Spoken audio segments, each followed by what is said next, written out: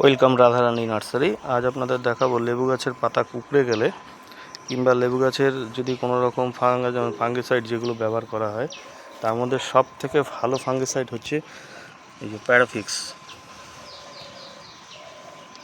এই ফাঙ্গিসাইডটা সব থেকে ভালো কাজ করে হচ্ছে লেবু গাছে ফল যখনই আপনার পাতা কুঁকড়াতে শুরু করবে, যদি এটাকে লিটারে 25 ফোঁটা ফেলে যদি 1 লিটারে যদি পুরো গাছে স্প্রে করে দেওয়া হয়, তাহলে পরে কিন্তু আপনার এই গাছে যে পাতা কুঁকড়ানো টোটালটাই বন্ধ হয়ে যাবে। প্লাস এর হোয়াইট মাইট থাকে, যেমন হোয়াইট মাকড়সা থাকে, সাদা মাকড়সা যাকে বলে, সেই মাকড়সাও আসবে না। প্লাস আপনার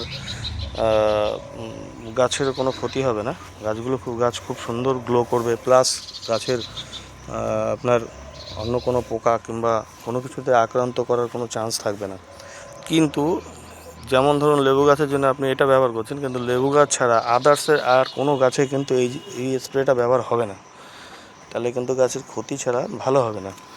অতএব প্রত্যেকটা গাছের আলাদা আলাদা স্প্রে, আলাদা আলাদা ওষুধ, আলাদা আলাদা পদ্ধতি, কোনোটা সকালে কোনোটা বা বিকেলে এইভাবে হয়। অতএব যখনই আপনারা কোনো গাছের পরিচর্যা করবেন, স্প্রে কিংবা ওষুধ সব সময় দেখে কিনবেন। আজকে এই অবধি রাখলাম। আগামী দিনের থেকে আরও কিছু ভালো দেখাবার চেষ্টা করব।